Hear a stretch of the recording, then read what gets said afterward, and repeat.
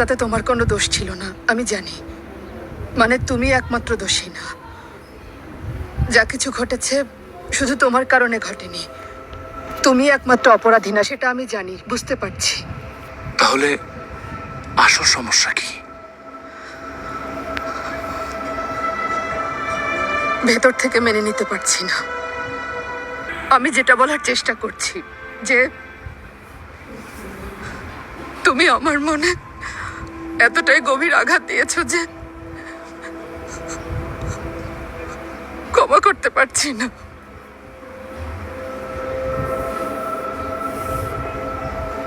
যদি ক্ষমা করতে পারতাম, যদি সবকিছু আগের মতো ঠিক করতে পারতাম, কিন্তু পারছি না।